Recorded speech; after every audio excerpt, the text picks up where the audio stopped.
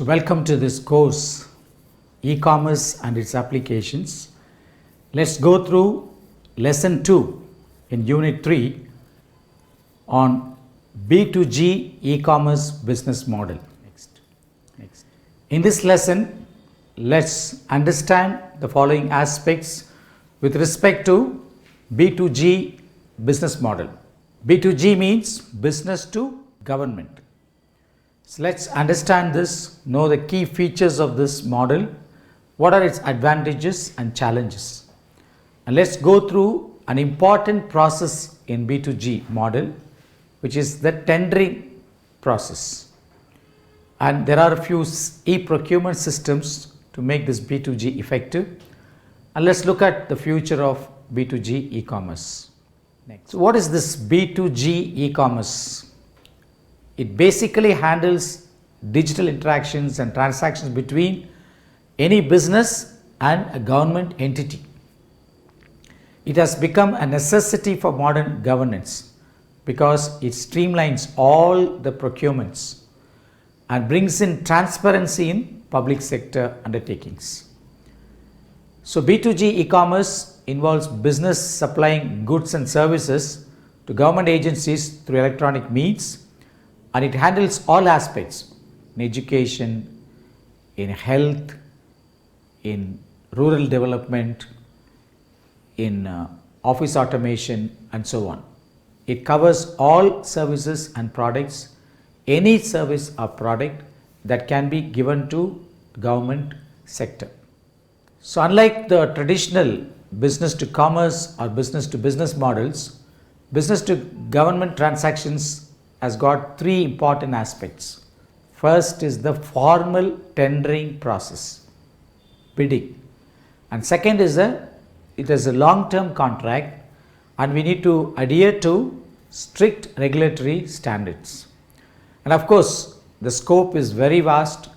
It covers everything, office supplies to very complex service contracts for public infrastructure like putting up a bridge or a road or putting up a new structure and so on. Next. So what are the 4 key features of this B2G model? As I said already, the first thing is the tendering process. The businesses respond to government requests based on request for proposal or tenders, and they outline their capabilities and prices. And you need to comply with the regulations, which includes anti-corruption laws, data protection standards, and various regulations set up by the government to ensure that you are able to do this business. And normally it's a long-term contract, a kind of a regular, stable revenue stream is possible for a business that engages in B2G. And governments are reliable payers, so there's less financial risk for business. There is a security for payment. The advantages of this B2G model are market stability. Okay, so government contracts can bring in stability, particularly in times when economy is at stake. And the volume of business is quite significant and it is large for any business to undertake and succeed.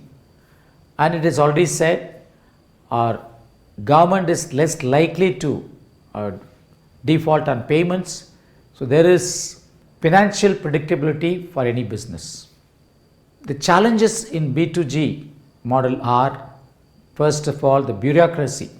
When you deal with the government, there will be delays and there is a lot of administrative costs to be met with.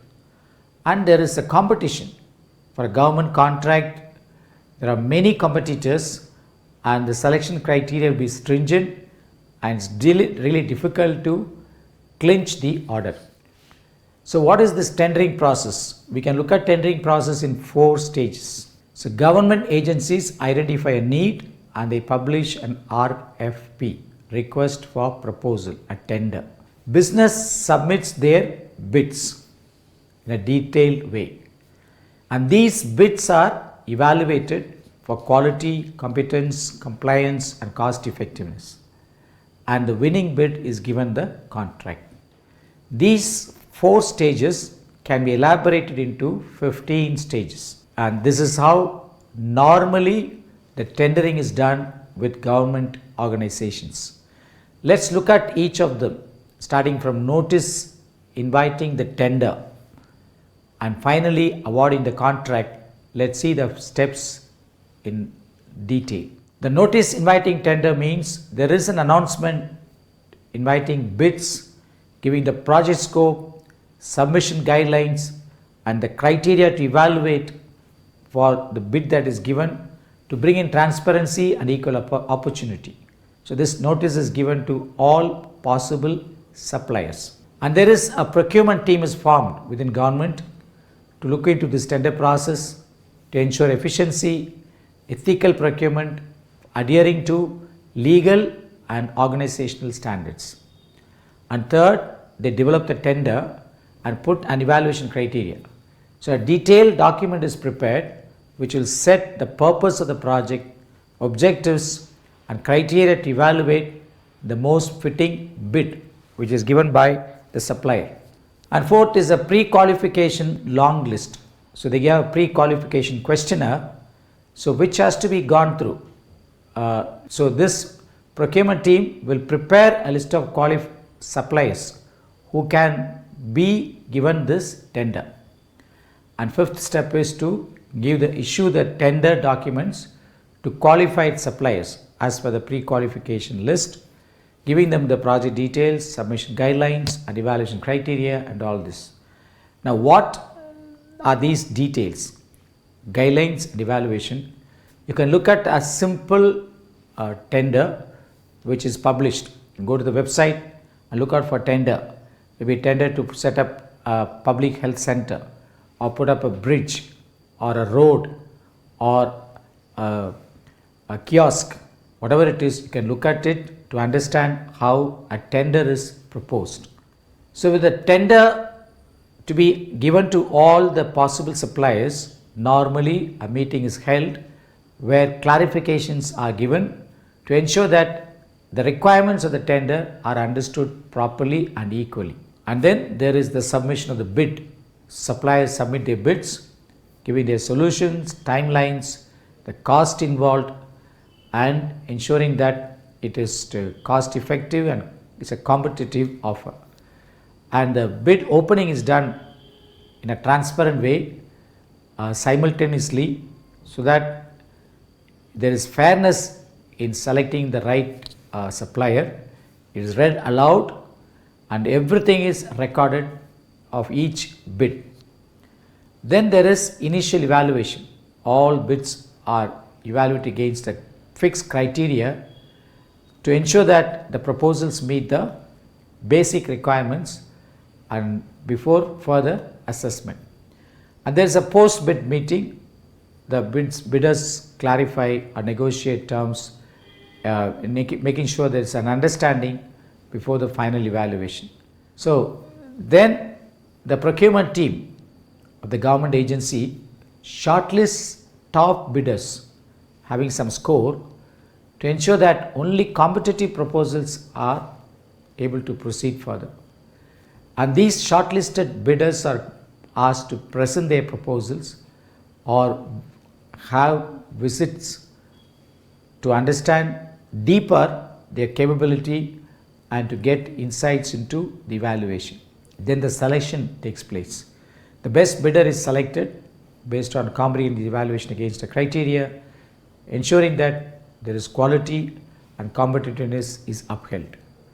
And there may be negotiations, conduct final negotiations with regard on terms with the selected bidder to ensure that the expectations are aligned with before the agreement is signed off. And finally, the contract is awarded. Formally, the contract is awarded to the selected supplier, ensuring beginning of a legal binding partnership. So this process is applied in getting projects from the government. Now to do this process, there are e-procurement systems. Governments come with online platforms which automate the procurement process for government agencies. It provides transparency and efficient means of managing the tenders, contracts, and supplier relationships. There are many such e-procurement systems promoted by every department of the government ordinarily. So what is the future of e-commerce B2G? It's really promising because it's only government that can give stable work and sustain this business, and there are many works to be done. So everything goes through this channel of a tendering process, and B2G is established. And of course, with the advancements in AI and blockchain, this entire process will go through a rapid revolution. So these technologies will bring in more transparency, make it fraudless, and streamline these processes. So let's look for a better understanding of this e-commerce platforms for B2G, so that some of you can take interest to look into the ways in which can apply for government projects. So the B2G e-commerce model gives you a very powerful and critical connection between the public and the private sectors. So for businesses, it gives a gateway to a stable and lucrative market. For government agencies, it gives an efficient and value for money in every procurement. So as e-commerce is evolving, the B2G model will definitely play a vital role in the global economy. So in the next lesson, we will see how e-filing is done, which is also a part of e-commerce connected with taxations. Thank you.